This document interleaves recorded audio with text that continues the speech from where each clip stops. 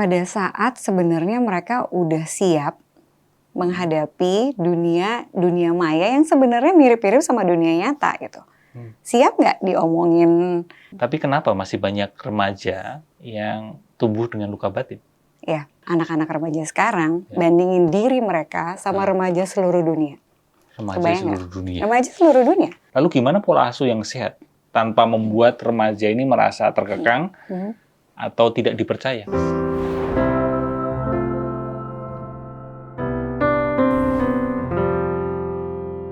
Kembali lagi di podcast Kesehatan Mentalmu loh.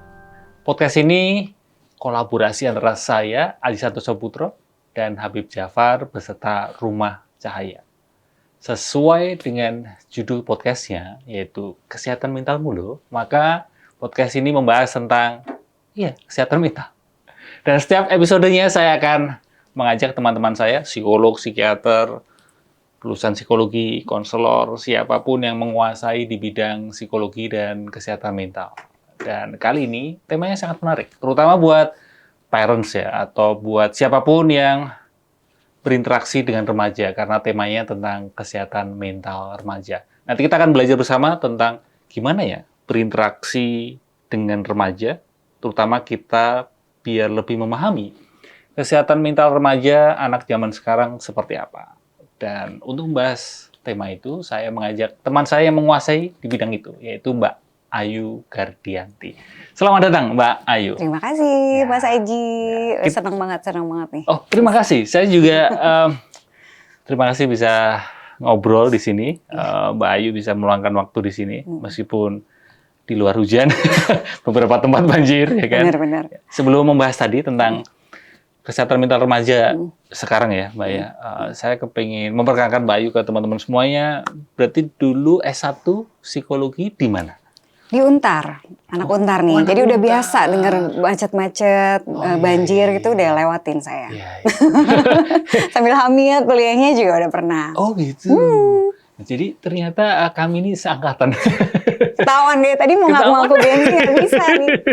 Generasi 80-an ya. Iya, Tahu disket ya, Mbak ya? Tahu, pager juga tahu. Wartel tahu, tunggu saja. Dan Mbak Ayu ini kan psikolog ya. Iya. Dan psikolog ini kan bukan hanya lulusan S1 psikologi. Betul. Karena masih banyak yang nggak tahu, Mbak. Iya. Ya, jadi S1 psikologi tahun 2001. 2001. Kelar tahun 2007. 2007. Karena ada cuti-cutinya dikit. Iya. Dan langsung lanjut atau enggak, Mbak? Lanjut S nikah dulu, sama S punya anak dulu. Iya. Itu juga suatu fase tersendiri ya. Iya. Nah dari situ baru lanjut kuliah S2 yang saat itu masih magister dan profesi.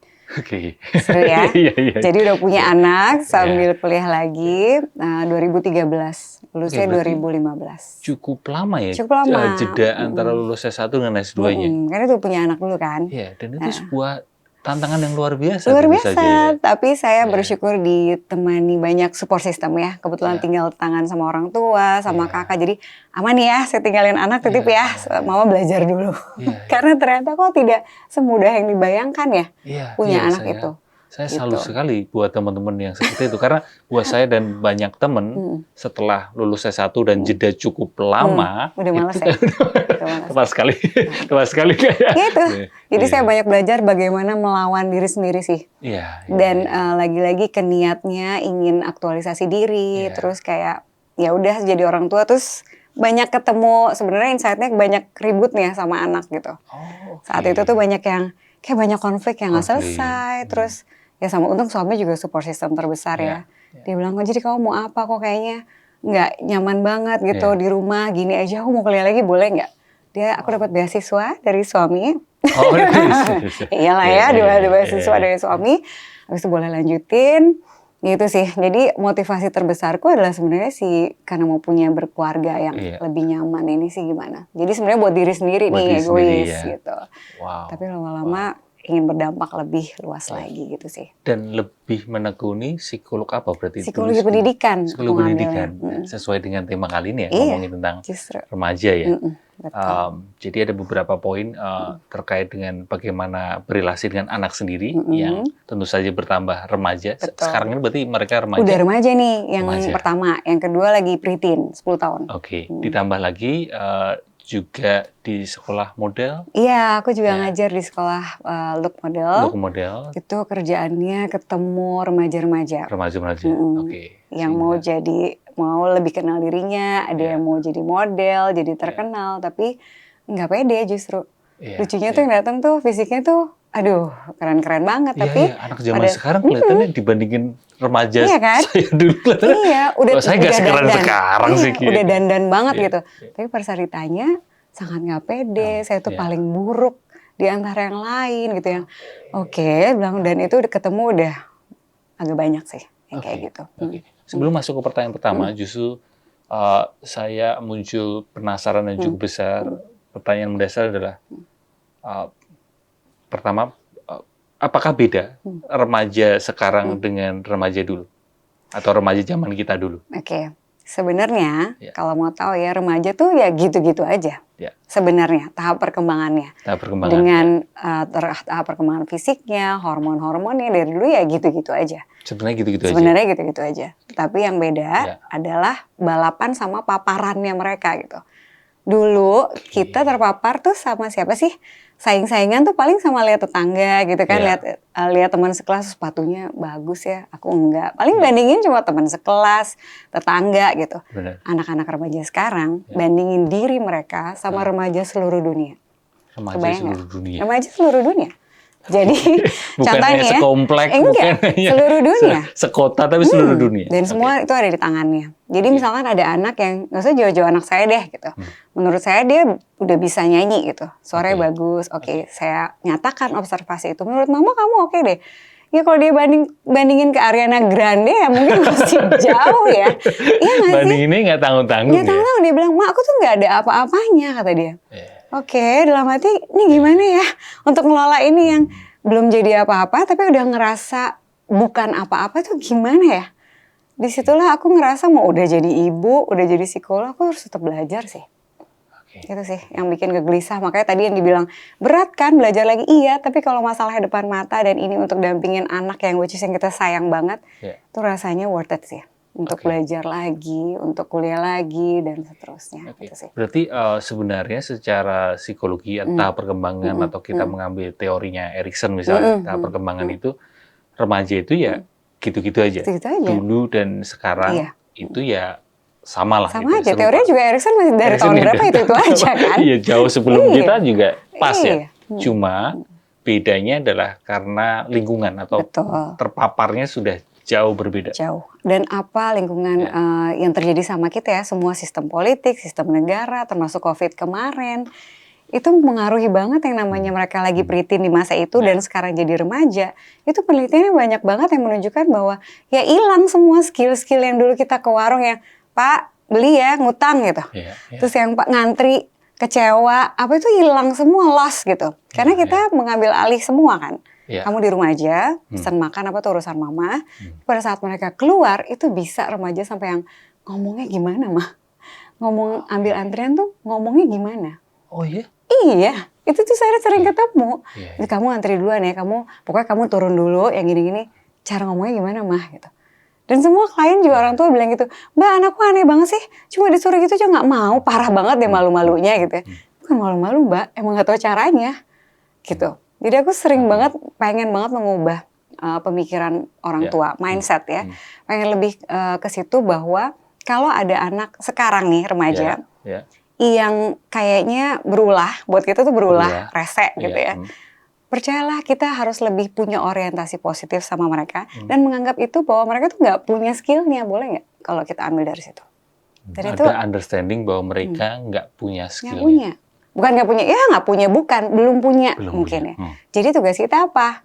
Ya membantu, mendampingi dengan sabar, bukannya kayak, alah masa gitu aja nggak bisa di sini. Akhirnya kita ambil alih, mama aja deh ngomong deh. Iya, iya. Atau ya udah deh nggak usah sama sekali, gimana sih kamu misalnya menyalahkan dan lain justru sebagainya. menyalahkan. Itu tuh yang kayak perintil-perintil gitu yang dari sebenarnya fenomena dunia tapi sampai ke rumah kita tuh akhirnya jadi panjang urusannya kalau kita nggak paham gitu. Iya, Itu sih. Perintil-perintil kecil-kecil tapi jadi numpuk Jadi ya. gede ya. Iya. Karena sesimpel mama tuh nggak ngertiin aku gitu.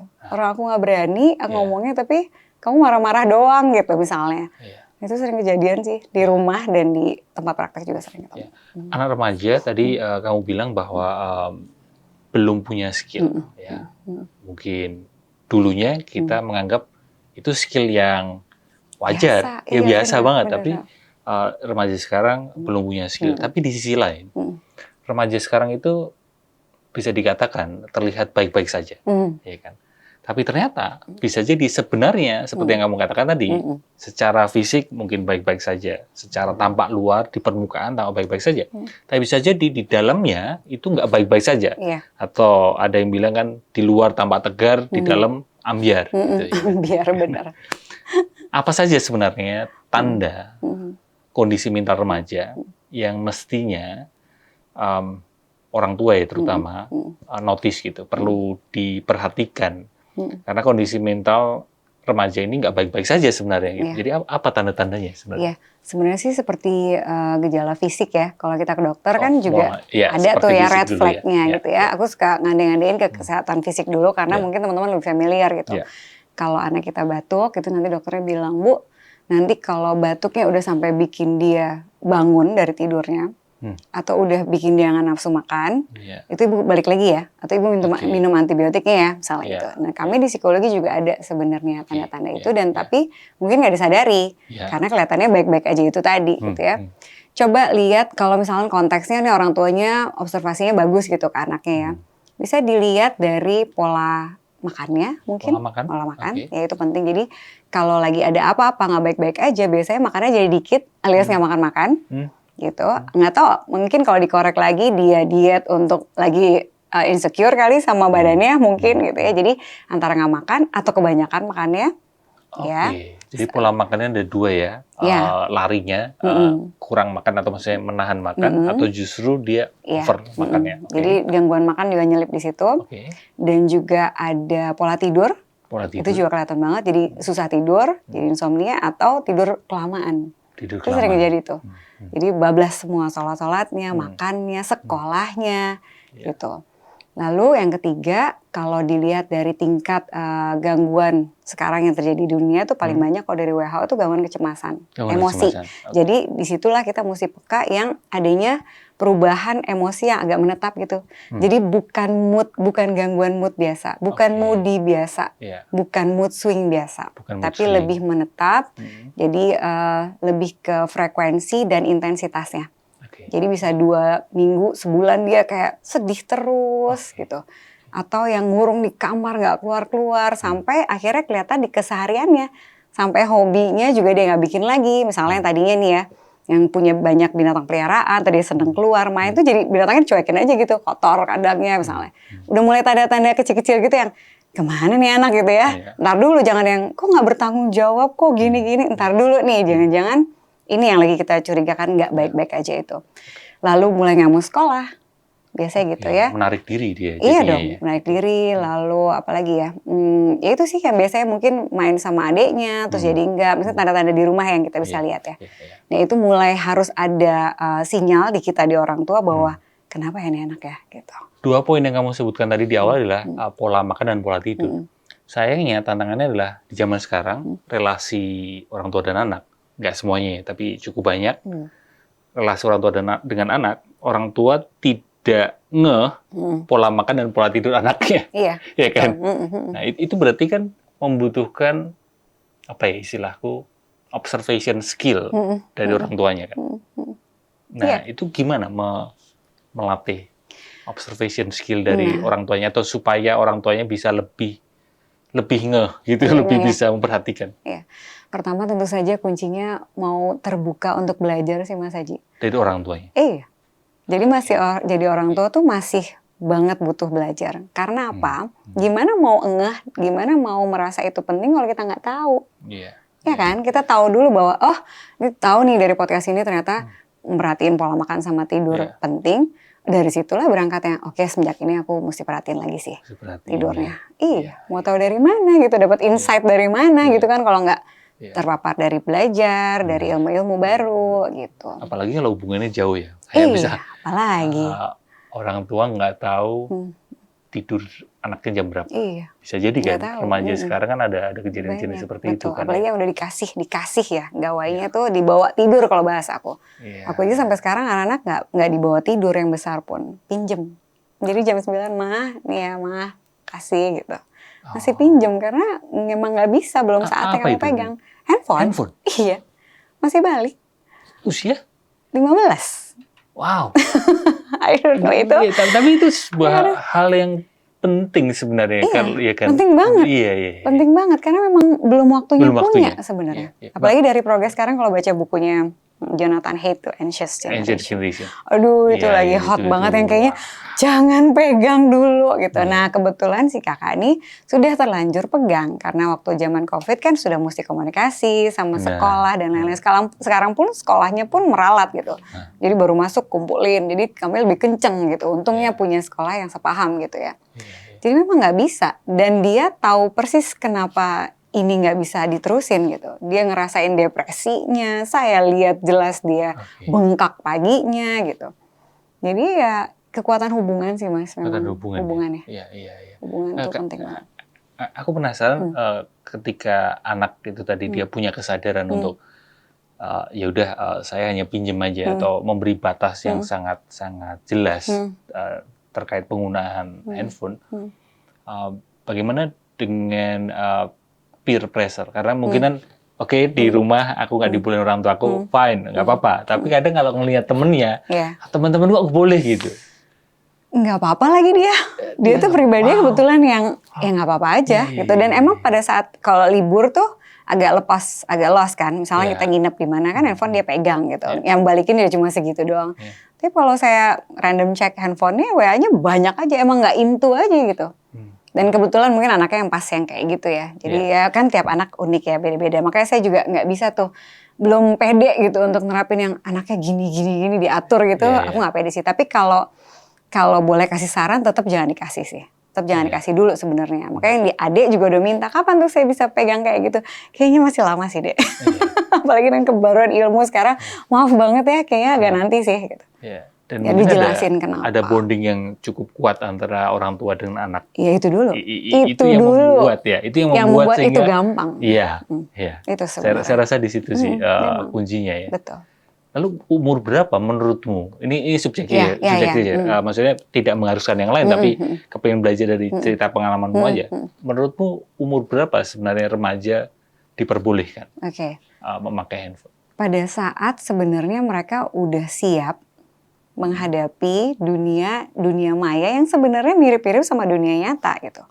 Siap nggak diomongin orang, siap nggak banding-bandingin diri gitu. Jadi kalau dari teorinya sih kalau bisa dikasih 16 sampai 18 lah baru dikasih. 16 sampai 18. Ya, kalau terpaksa banget dikasih 16 ke bawah tuh dikasih yang dumb phone aja buat nelpon. Emang fungsi aslinya buat komunikasi kan? Iya, buat halo ma, aku udah di sini, udah nggak untuk yang kepo-kepoin hidup orang lain, nggak untuk research yang dia nggak didampingi, nggak untuk main game online dan terpapar nilai-nilai yang LGBT dan sebagainya. Itu klien ke tempat saya banyak banget yang terpapar itu dari mana? Dari game online. Jadi Bapak Ibu kalau berani kasih ya berani membekali gitu loh, minta tolong. Berani membekali bahwa hubungannya juga dekat. Jadi menggunakannya juga bareng dan banyak ngobrol dulu kuat. Karena kalau cuma dikasih terus dilepas gitu aja berat sih. Kasihan juga anaknya gitu. Saya jelasin ke mereka gini, bayangin kalian mama izinkan ke pasar. Ke pasar itu kan ada banyak bau, banyak orang, banyak benda-benda yang kamu nggak tahu gitu kan. Bayangin mama lost gitu aja. Itu gimana rasanya? Aku bilang, jadi sering banget ngajak ngobrol-ngobrol gini nih. Saya bilang, bingung ma, aku pasti bingung. Terus aku tuh nggak tahu mesti ngapain. Ya sama, kalau mama kasih gitu aja tuh nggak bagus sih. Jadi mama perlu ajarin kayak digital literacy, bahwa siapa aja yang kamu akan ajak bicara di situ, sopan santunnya sama. Jadi WA tuh yang selamat pagi dulu, selamat pagi bu, selamat pagi pak, itu tuh sama gitu. Jadi nggak bisa seenaknya gitu. Panjang sih urusan kalau digital terus lagi ya. Jadi intinya dibekalin dulu, kalau udah siap dibekali, kalau emang terpaksa banget kasih ya silakan kasih. Tapi kalau dari usianya memang di 16-18. Tunggu sampai mereka cukup matang untuk siap sebenarnya. Siap ya. Apalagi menurut saya juga dunia maya atau dunia digital itu bisa dikatakan over ya dibandingkan dunia nyata. Jadi kalau di dunia nyata memang ada sisi diomongin orangnya. Misalnya kita dapat pembandingan dan sebagainya gitu. Tapi di dunia maya kadang itu menjadi berlebihan gitu ya, ya kan? Dan dibisnisin, Mas. Percaya nggak sih dibisnisin? Kayak tadi kita ngomongin di luar ini ya, ngomongin baju gitu, kapitalisme dibisnisin. Ini juga, konten juga gitu. Sengaja dibuat. Jadi aku nulis ketik stres dikit gitu. Anakku pernah di masa-masa itu kan dia sedih kan. Jadi dia akses konten-konten yang sedih-sedih. Dan algoritmanya masuk nyamperin dia. Jadi pada saat aku random check handphone sih sedih semua yang ini gimana nggak jadi makin terpuruk dia gitu. Dan saya nggak bisa nyalain konten kreatornya, urusan dapurnya masing-masing gitu kan. Tapi kita bisa kontrol apa yang kita kontrol sih. Dan itu saya paparkan ke anak-anak. Saya ceritain bahwa om ini, tante ini bikin konten ini ya sengaja dia cari uang gitu. Tapi masa kamu melihatnya yang kayak gitu-gitu kan nggak bagus, nggak sehat. Terus itu konsistennya. Itu komunikasi ya, itu pondasinya komunikasi antara orang tua dan anak ya. Dan tahu apa yang diobrolin sih sebenarnya. Ada skillnya. Ada skillnya itu ya. Oke, kita melangkah lebih lanjut ke pertanyaan berikutnya adalah banyak orang tua merasa sudah membesarkan anaknya dengan niat sebaik-baiknya, ya kan?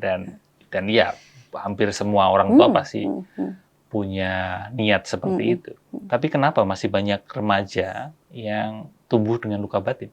Ya, jadi kalau ngomongin cintanya orang tua ya, nggak ada yang ngalahin deh. Pasti cintanya tuh banyak banget. Dan pengasuhan tuh, parenting tuh menurut salah kaprahnya ya, itu private gitu. Bahwa ini urusan saya gitu. Ya, tapi ternyata pengasuhan tuh urusan bersama. Jadi nggak bisa dia kayak mengurus anaknya sendiri dan anak-anak tuh nanti akan terjun di masyarakat dan akan mengaruhi anak-anak kita juga gitu kan. Jadi nggak sepersonal itu parenting tuh sebenarnya gitu. Menarik. Karena itu point of view itulah yang buat mindset orang tuh yang ini kan anak gue. Ngapain lo atur-atur gitu. Kami susah tuh masuknya kalau yang orang tua kayak gitu. Gitu. Nah, jadi kebetulan pas kembali ke niat ya. Pas ikut pengajian minggu lalu. Itu bener di highlight bahwa niat aja nggak cukup sih.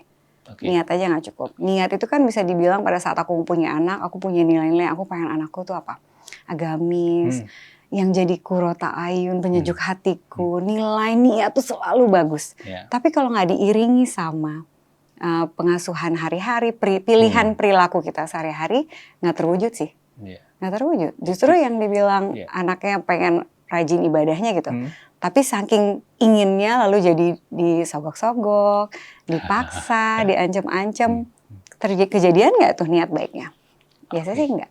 Berarti bisa kita simpulkan ringkasnya adalah niat baik orang tua belum tentu sejalan dengan kebutuhan emosional anak. Iya, betul. Jadi nggak matching gitu ya. Nggak matching. Jadi dan banyak tuh yang saya ketemu, saya tuh cinta banget sama anak saya, baru duduk kayak udah nangis berurai. Tapi pada saat, jadi kalau konseling tuh setengah sesi ibunya dulu cerita ada apa nih gitu ya. Setengah sesi anaknya masuk. Oh, pasti berdua kalau kamu konseling? Iya, biasanya gitu. Enggak, ini anak dibawa gitu. Dibawa terus ini tolong dong anak saya benerin gitu kasarnya gitu ya. Dan aku suka yang entar dulu ya, ibunya dulu boleh ya? Ini masalahnya apa ya? Gitu. Jadi sering kali gitu ya orang tua itu merasa ketika ada masalah relasi antara orang tua dan anak, maka anaknya lah yang perlu dibenahi. Karena kayak rasanya tuh kayak ke dokter fisik gitu. Anak saya pilek, anak saya demam, tolong dong obatin gitu. Oh iya, kalau fisik kan, seperti itu ya. Kalau psikologis, nggak bisa, mental nggak bisa. Nggak bisa. Jadi datang, ibu masalahnya apa? Kadang-kadang nggak tahu juga. Kenapa ya saya? Pokoknya anak kayak gitulah. Pokoknya nggak mau dengerin. Pokoknya masalahnya gini-gini gitu. Itu pun suka nggak jelas gitu. Kenapa? Nah jadi selalu gitu. Ibunya dulu, habis itu baru anaknya. Ibunya nangis-nangis, cinta banget sama dapetnya lama. Pokoknya pas giliran di interview anaknya, aduh beda banget yang mana tadi yang katanya ibunya cinta gitu. Yang mama nggak pernah ada, mama tuh nggak ngerti aku, mama tuh kayaknya terganggu sih adanya aku gitu. Sampai yang kayak gitu-gitu aku denger yang suka merinding sendiri gitu. Kalau ini ada meja konsel gitu aku yang ya Allah gitu. Kadang mana punya anak juga di rumah gitu kan. Jadi empatinya gede banget kan. Dan saya langsung mikirin ibunya, kesian sih ibunya. Jadi lama-lama ibunya masuk lagi sini dulu. Ibunya dulu sini gitu. Jadi ya gitu dinamika konseling ya. Sehingga niat baik perlu diikuti dengan skill juga. Betul. Ya kan? Jadi parenting itu skill ternyata. Iya, karena niat baik aku berniat mencintai anakku, aku berniat baik ke anakku. Itu tidak cukup, perlu ada skill. Seperti layaknya kalau misalnya aku berniat untuk menjadi penyanyi gitu, hanya niat aja, tapi ternyata memang skillku suaraku nggak pernah latihan. Itu bahkan aku perlu sadar, aku sadar kalau suaraku nggak baik. Sehingga meskipun niat sebesar apapun, kalau tidak ada skill, justru itu ya nggak lengkap lah gitu. Nggak lengkap. Ya nggak tercapai tujuannya. Gitu, kayak misal di fisik juga, kesehatan fisik. Kalau misal ada orang kecelakaan, lalu tangannya patah, ada orang ini atau kita punya niat baik untuk membantu menyembuhkan. Terus diangkat gitu kan? Bahaya kan? Tambah patah kan? Tambah patah. Niat baik aja tanpa skill, justru malah bisa menambah parah situasi. Betul. Bisa nambah parah. Jadi sebenarnya selalu kalau ditanya, kan saya niatnya baik.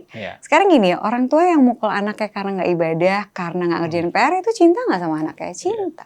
Secara niat dia mungkin akan bilang itu sayang niat baik. Niat baik, biar dia, kalau dia nggak ibadah nanti nggak masuk surga, misalnya gitu. Terus orang tua yang lain sisi yang ngurung anaknya gitu, nggak boleh bergaul, tapi dikasih gadget full, lengkap, 24 jam boleh, sayang nggak sama anaknya? Sayang, karena kalau di luar nih bahaya, takut. Secara niat baik. Niatnya baik. Selalu gitu, jadi tapi nggak sinkron gitu. Nggak cukup siapa ya. Lalu di mana batas antara orang tua terlalu abai? Nah, tadi kan kamu ngasih contohnya, misalnya ada orang tua yang ngurung anaknya gitu supaya tidak terpengaruh oleh dunia luar gitu. Tapi ada orang tua yang cenderung malah terlalu abai. Nah, batasnya di mana itu? Yang terlalu abai dan terlalu ngurung anak atau terlalu mengendalikan anak. Iya, sebenarnya batasnya adalah kita lihat ke dampaknya ke anak sih. Dampaknya ke anak. Jadi kita itu kan orang tua, aku anggap kita sebagai penumbuh gitu ya. Kayak bibit tuh kita tumbuhin, itu idealnya kan gitu pengennya ya. Jadi ada bibit, kita tumbuhkan, dititipkan, kita tumbuhin dia. Jadi bibit ini tuh manusia lain, anak ini manusia lain, kita tuh dampingin aja. Itu dulu, mindsetnya tuh yang penting orang tua punya itu dulu. Nah, kalau udah begitu, sampai batas mana kita ngekang, ya memang kalau terlalu abai sama terlalu ngikat emang nggak bagus ya dari istilahnya juga. Tapi ada kadang-kadang kita diem untuk biar dia belajar supaya dia mandiri gitu, itu nggak apa-apa. Makanya lihat dampaknya ke anaknya aja gitu. Kalau emang dampaknya banyak buruknya, ya itu terlalu abai jelas nggak bagus ya. Abai secara fisik, abai secara emosional tuh nggak bagus. Terlalu ngikat, terlalu ikut campur, terlalu mengambil alih proses belajarnya anak juga nggak bagus. Micromanaging gitu kan. Helikopter parenting sekarang heboh. Jadi aku ada di sebelahnya terlalu ada gitu bahkan. Dan bahkan saya juga sama anak pertama gitu. Terlalu ada gitu. Jadi saya puterin anak saya, jadi dia nggak bisa apa-apa jadinya gitu. Di satu skill ya. Akhirnya sekarang jadi berhasil adalah saya mundur gitu. Kayak bukan abai, ya makanya itu dia. Bagaimana kita mendefinisikan itu tadi ya, terlalu abai, terlalu ketat adalah gimana dampaknya ke anak sih. Apakah kita membantu dia bertumbuh atau enggak? Saya bayanginnya, ya berarti pola asuh atau parenting ini it's like an art ya. Iya lagi. Iya kan? Seni banget nih, kapan pakai, kapan enggak. Gitu. Tidak ada kriteria yang... Nggak ada. Makanya itulah yang suka bikin mikir 100 kali untuk konten. Nggak kayak Mas Aji. Kayak yang pas ngomong ini, nanti ibu-ibu yang ini gimana rasanya gitu. Nggak berani. Saya pun termasuk orang yang seingat saya selama ini nggak pernah ngonten parenting. Karena saya tahu bahwa kalau konten parenting... Kalau personal itu kan yang saya bilang itu kan. Setiap hubungan relasi orang tua dan anak itu beda-beda. Jadi dan struggle-nya beda-beda. Seni gitu. Tadi kayak perlu lihat dulu dampaknya. Kalau batas antara terlalu abai dan terlalu mengekang, kembali lagi lihat dampak anaknya. Kita kembalikan ke anaknya gimana gitu. Lalu gimana pola asuh yang sehat tanpa membuat remaja ini merasa terkekang atau tidak dipercaya? Oke, kalau dari penelitiannya sejauh ini yang masih paling bagus sih masih si authoritarian ya, otoritatif. Gimana itu? Masih kan, jadi ada 4 tipe pola asuh itu kan, dari Baumerin itu teori yang paling klasik ya. Jadi ada otoritatif, ada otoriter, ada permisif, dan ada yang terakhir apa? neglect kalau nggak salah, diabaikan sama gitu sekali ya, pokoknya kalau nggak salah abai gitu ya, aku kalau nggak salah ingat. Nah kalau yang permisif itu yang dibebasin sama sekali, dibully, apa aja dibolehin gitu, dimanja mungkin, dimanja abis, ya, kan? manja abis Ya, gitu ya, di semua bahasa dibolehin. praktisnya dimanja, Iya dimanja. Kalau yang satu dikekang, otoriter, yang ya. satu dimanja. Kalau yang otoritatif Abai. ada batasan, itu Ada. tadi yang kayak sebenarnya insya Allah yang saya lakukan di rumah gitu. Jadi boleh pegang tapi 30 menit ya. Boleh tapi ini ya, dan nggak boleh tuh kenapa? Itu dijelasin ada semua. Penjelasannya. Ada dong, Berarti harus ada. Kalaupun melarang, kalaupun membatasi, perlu dikomunikasikan why-nya.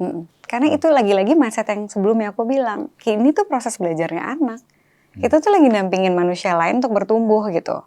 Dan kita tuh orang dewasa di samping anak, harus dewasa ya. Karena kalau belum dewasa, itu yang suka ganggu tuh itu.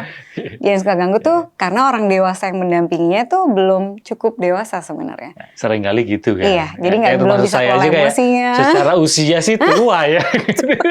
Tua sama dewasa beda ya. Tapi belum tentu dewasa juga gitu. Iya, jadi misalnya remaja marah ya kita marah balik gitu. Ya nggak sih kan, kok ngajar banget sih lah gitu kalau dilihat di CCTV malah diadu. Padahal kan harusnya orang dewasa, makanya aku bilang kalau di tempat praktek, bapak ibu kita harus jadi orang dewasa. Orang dewasa tuh yang udah selesai sama dirinya, bahwa tahu persis bahwa ini remaja, jadi belajar juga ikut tahapan perkembangannya, sifat bawaan ini tuh yang tahu kan orang tuanya masing-masing. Jadi aku tahu persis anakku lagi remaja, lagi meledak-ledak. Remaja emang lebay pemilihan katanya. Jadi kalau dilarang ibu ya I hate you, itu bukan berarti dia benci sama kita. Emang. Apalagi generasi sekarang. Iya. Lebih baik kan? Lebih terbuka. Lebih terbuka. Udah gitu share bukan depan kita. Nanti di sosmed juga gitu, I hate my mom. Yang kayak gitu-gitu. Iya, dan aku lihat semua itu kan ya udah buat aku lucu aja gitu. Ini tuh bagaimana dia lagi kelola emosinya, mengekspresikan gitu. Ada bagusnya, cuma emang kita harus banyak belajar sih. Kalau nggak belajar tuh kayak bingung sendiri gitu nantinya. Terutama dewasa tadi ya. Iya itu, kebagian ke dewasa tuh nyentil ya. Iya. Aku juga kadang-kadang masih ya keluar lah sisi anak-anak, aku digituin ya. Untung aku udah support system suami gitu, meskipun kami LDM sekarang.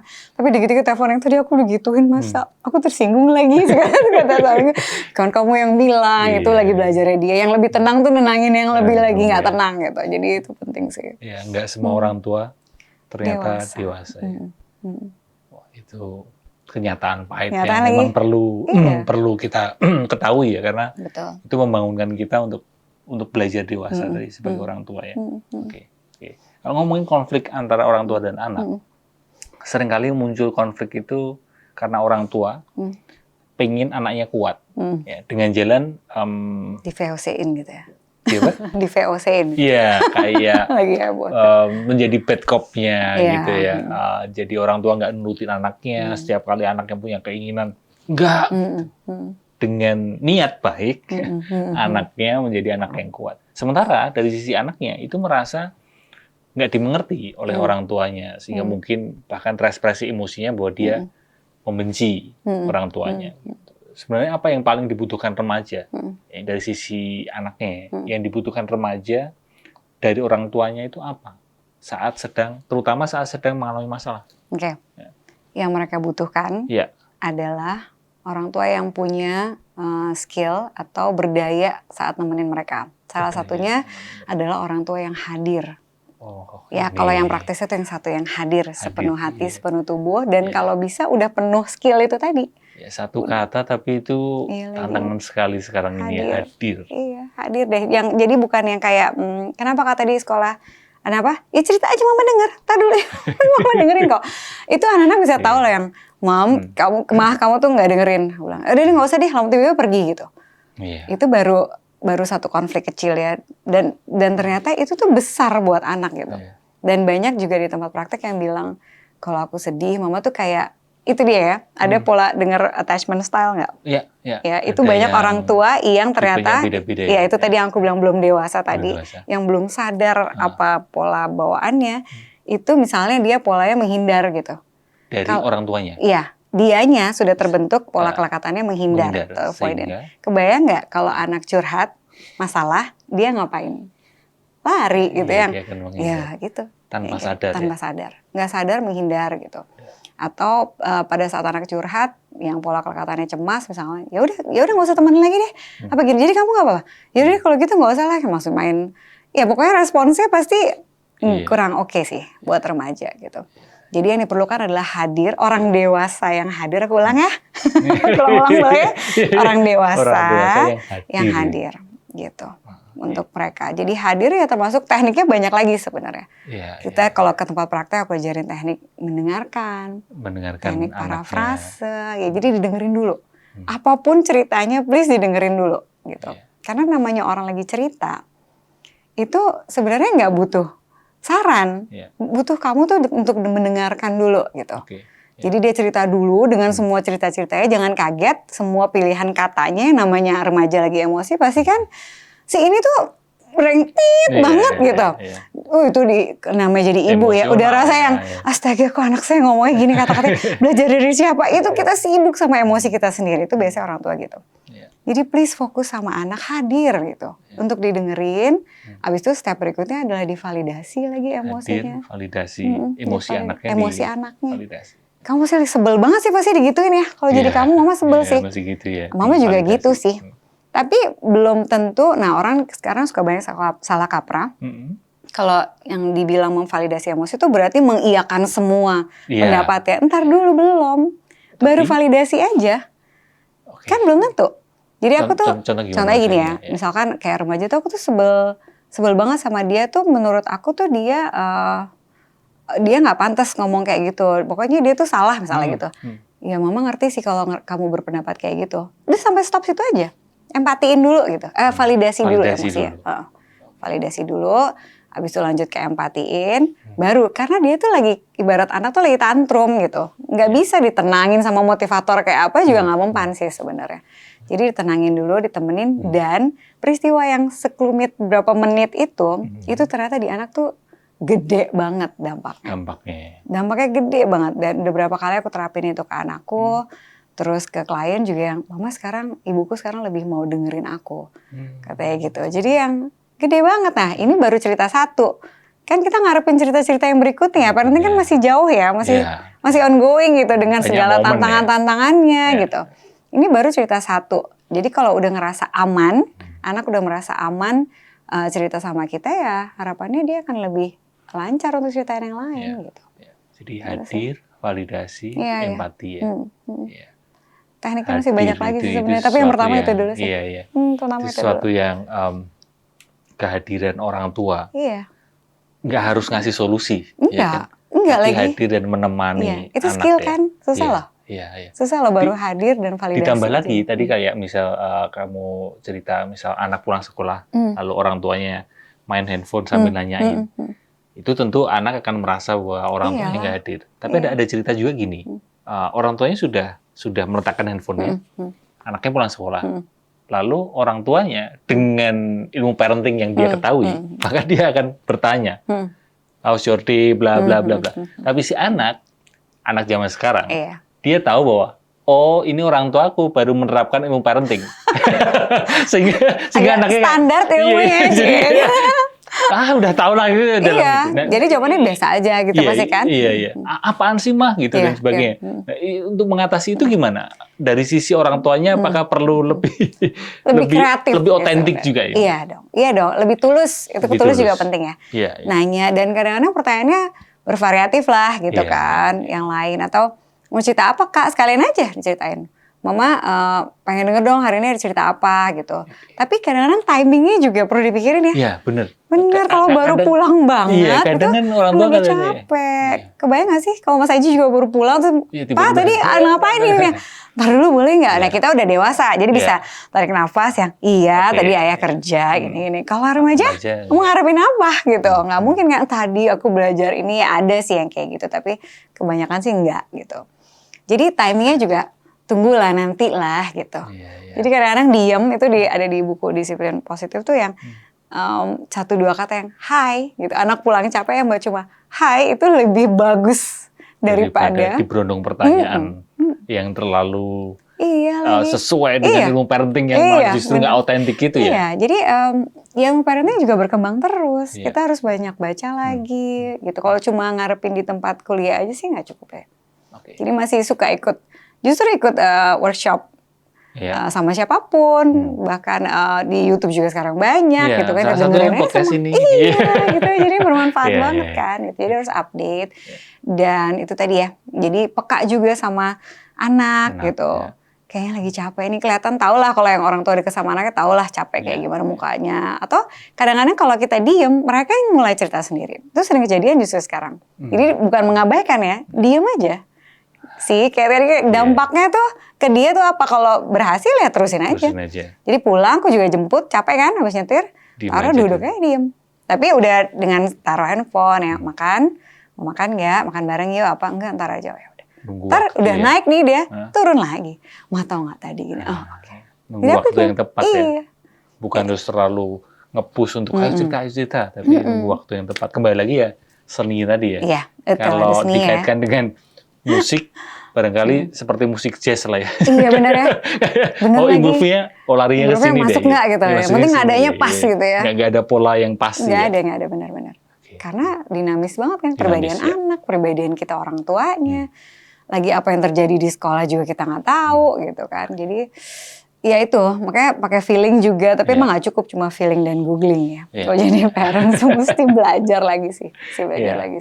Oke, sekarang ke pertanyaan terakhir. Pertanyaan terakhir adalah, kalau orang tua sendiri itu membawa luka batin atau trauma atau pola asuh dari masa lalu, ditambah lagi hidupnya sekarang dengan pekerjaan, dengan mungkin kondisi negara bikin dia stres. Gitu.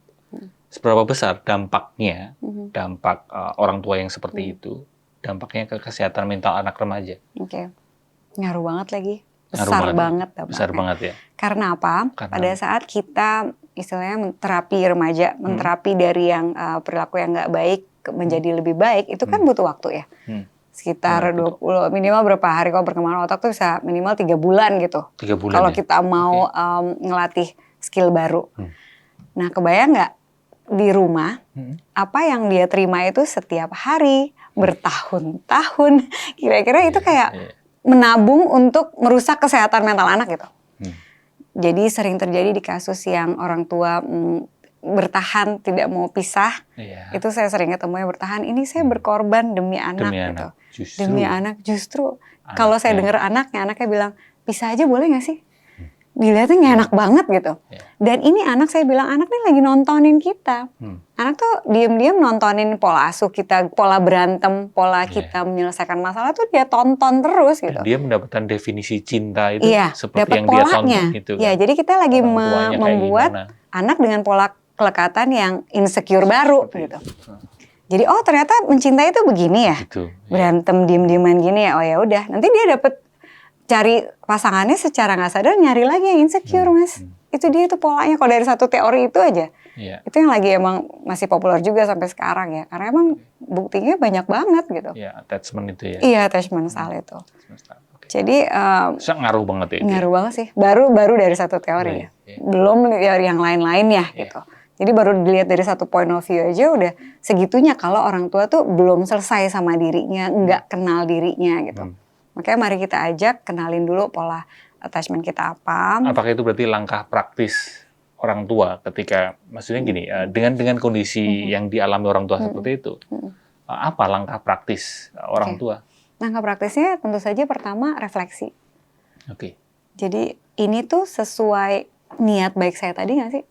Pada saat saya membesarkan anak ini, yang terjadi sekarang nih, tanggal 20 ini Januari 2026 tuh, udah sesuai belum sama niat baik saya? Kembali ke situ, niatnya. Nilai-nilainya. Dulu waktu nikah kan baiknya di awal ada nilai-nilai yang diingin disepakati oleh suami istri gitu. Ini sudah sesuai belum? Nilai-nilai, kalau memang nilai-nilai agama, spiritual, udah sesuai belum? Kegambar nggak di keseharian ini gitu? Saling menyenangkan hati nggak kita nih? Itu jadi refleksi sih penting. Apakah yang kita lakukan sekarang sudah sesuai sama nilai-nilai yang kita anut di awal? Udah sesuai dengan niat baiknya, udah selaras belum? Itu dulu sih. Itu dulu, abis itu baru belajar. Makanya selalu saya kampanyenya adalah please orang tua mau belajar. Gitu. Orang tua mau belajar. Sesuatu yang sebenarnya hal yang wajar ya. Cuma mungkin karena orang tua kita ini udah bertambah usia kita, dewasa, meskipun belum dewasa, tapi kadang kayak kan aku udah tahu ada Iya. rasa gitu ya. Lalu jadinya malah nggak mau belajar gitu. Betul. Ada justru itu ya Iya. ajakannya adalah Iya. orang tua meskipun udah dikatakan secara usia tua mesti tetap perlu belajar. Oke, refleksi, menyelaraskan niat. Betul. Meskipun tantangannya adalah ada pengaruh dari pola masa lalu Iya. orang tua ya. Tentu saja, ya itu tadi kan. Itu tantangannya Nah itu itu ya. dari kalau yang dari nomor 2-nya dari belajar kan jadi tahu kenapa ya jadi nggak matching ya. Kenapa pola pengasuhan saya ini kok anak nggak happy, sayanya nggak happy, orang tua yang nggak parentingnya juga nggak oke, capek loh. Coba ditanya. Nggak seneng lah ya mereka, nangis, capek, Iya sih. bingung. Dan Iya itu sih. khawatirnya tuh gede banget pasti. Iya. Anak saya jadi apa kalau saya begini? Terus kalau saya pergi, saya meninggal, anak saya gimana gitu. Dia malah bingung sendiri. Bingung ya? sendiri, makanya Kepinginnya capek. gini, Iya. tapi kok malah. Jadi yang capek tuh orang prakteknya. tuanya. Kadang ke saya toel dikit aja, ibu capek ya? Oke. Blar, keluar. Itu sering banget kayak gitu. Capek banget ibu, kok tahu sih rasanya? Bilang saya juga ibu. Iya. Dan kalau konflik tuh nggak enak rasanya. Nggak, aduh rasanya tuh kayak double berkali-kali lipat gitu. Kalau konflik sama anak gitu kan, mana anak sendiri. Tahu harusnya nggak begini tapi nggak tahu gimana caranya. Makanya jangan jadi orang tua yang nggak berdaya. Belajar itu tadi. Jadi pertama refleksi dulu. Kedua harus belajar. Cari tahu. Capek Belajar. karena tadi nggak align juga ya dengan diri niat baiknya. Itu sih yang lengkap prakteknya. Prakteknya atau sikap perilakunya nggak align dengan niatnya gitu. Dan itu yang bikin terus jadi konflik batin mungkin ya. Jadi Konflik capek. batin ya, konflik beneran di rumah Iya, pasti nggak iya. baik-baik aja juga Iya, sih itu di iya. rumah. Nah ini kalau teman-teman mau konseling, kamu buka konseling kan Iya, pada secara online atau offline? Online dan offline. Online dan offline. Online Jadi, aku di Grab Health oke. dan aplikasi Good Doctor. Oke. Itu aku praktek tiap pagi biasanya. Tiap pagi, oke. Jam 8 sampai 11. Lalu offline juga di Points Lebak Bulus, di Prive Clinic, itu dengan perjanjian sih. Perjanjian. Dan Perjanjian. teman-teman bisa follow akun Instagrammu ya? Iya, follow di @ayugardianti. Ya, nanti bisa teman-teman DM atau Ada mungkin di sini ya? Oh nggak ada? Oh, enggak. Nanti di bio-nya mungkin ada Iya, itu ya. ada. Tadi yang kamu sebutin tadi. Ada. Bisa Dari langsung. situ semua. Dan aku juga kebetulan jadi relawan pendidikan keluarga di Yayasan Rangkul Keluarga Kita. Jadi, nah itu dia. Makanya aku suruh belajar biar kita ketemu di sesi-sesi belajar gratis, Mas. Iya, iya, iya. Jadi Itu kita keluarga kita kan Mbak itu kan? Mbak Najila Shihab. Mbak Najila Shihab kan? Iya, Iya, aku iya. lagi jadi bantuin di tim kurikulumnya justru. Oh itu. Iya, makanya lagi mengkampanyekan nih belajar yuk gitu. Kurikulum untuk orang tua. Iya. Supaya orang tua belajar tadi ya. Jadi kita belajar dari hubungan dulu diperbaiki, hubungan kita dengan diri kita sendiri, lalu hubungan dengan anak, caranya gimana. Lalu habis itu kita main-main ke, jadi toolsnya apa nih? Udah hubungan udah oke, saya ngedidiknya pakai apa nih? Kita pakai disiplin positif, yang pengen dari motivasi internal anak, jadi nggak boleh hukum, nggak boleh iming-iming, nggak boleh kasih hadiah, apalagi ntar mau puasa nih ya, please jangan diiming-iming. Ya kalau pesanku sendiri kalau udah urusan ibadah, urusan makan, belajar, itu baiknya dari internal anaknya. Jangan ditakut-takutin, jangan diiming-imingin. Jangan diiming-imingin, karena kebayang kalau kita tinggalin terus dia nanti gimana? Gitu sih. Kita pengen anak tujuannya anak mandiri kan. Iya. Gitu. Oke. Ya jadi kalau ketemu aku ngobrol-ngobrol di sesi-sesi itu Di sesinya keluarga gratis, kita ya. terus suka ngobrol, ngomongin parenting. Lalu kalau yang praktek juga itu tadi online dan offline ada. Oke. Terima kasih. Dan untuk menutup obrolan kita ini aku jadi ingat ada temen dia orang tua dan udah jauh lebih senior, lebih sepuh, udah mungkin 10 tahun, 20 tahun di atasku umurnya. Dia cerita waktu anaknya masih remaja, dia yang masih muda, dia selalu meluangkan waktu untuk hadir dengan anaknya. Apapun masalah anaknya, kalau bisa dia hadir. Meskipun dia tidak bisa ngasih solusi. Lalu suatu hari dia ceritalah ngobrol gitu kan. Terus dia bilang gini, yang aku harapkan ketika seperti di masa sekarang, di masa dia sudah tua, anaknya juga udah bertumbuh dewasa, yang diharapkan adalah kalau anakku punya masalah, dia ingat bahwa rumah tempat dia pulang itu adalah orang tuanya. Orang tuanya, gitu. betul. Karena mungkin permasalahan kita yang kita lihat sekarang ini adalah banyak remaja karena tidak ada rasa hadirnya orang tua ketika dia bertumbuh dewasa SMA, kuliah, lalu mungkin bekerja. ketika dia merasa benar-benar mentok gitu, benar-benar menghadapi masalah dan dia terpuruk, justru yang dia anggap rumah adalah hal-hal yang berkaruan kan, berbahaya untuk dirinya gitu. Sehingga orang tua memang perlu menghadirkan rumah itu ya, bukan secara fisik, tapi secara psikis. Iya. Dan perlu diusahakan ya. Perlu diusahakan. Ya. Termasuk kesiapkan waktu. Ya. Pasti ada yang dikorbanin, saya paham banget ya orang tua sekarang inginnya banyak, cita-citanya banyak, tapi itu anak di rumah juga nggak kalah penting, penting banget justru. Jadi tolong siapkan waktu. Saya selalu saran-saran ekstrimnya ya nggak sampai berhenti kerja gitu, tapi ya cuti dong gitu, cuti bisa nggak sih gitu, atau pas sampai rumah boleh nggak handphonenya delay dulu sebentar, diem dulu aja. Padahal anaknya saya dicuekin, anaknya ngapa-ngapain nggak apa-apa, diem aja udah di situ gitu. Diem aja dulu, ya hadir gitu tadi. Hadir ada, mau makan ada. Pokoknya mata kita tuh kelihatannya, kamu mau apa gitu. Mama ada. Terus nggak mau cerita, oke kalau belum mau cerita sekarang, mama ada ya di kamar ya. Gitu. Hadiah terindah untuk orang yang kita cinta itu adalah waktu ya. Betul lagi, iya. Setuju. Terima kasih Ayu, terima kasih atas obrolannya. Ya. Terima kasih buat teman-teman udah nonton dari awal sampai akhir. Obrolan saya bersama Ayu, semoga obrolan kami bisa membantumu menyehatkan mental, terutama menyikapi kesehatan mental remaja. Sampai ketemu di episode selanjutnya. Dadah kemana nih? Kemana-mana.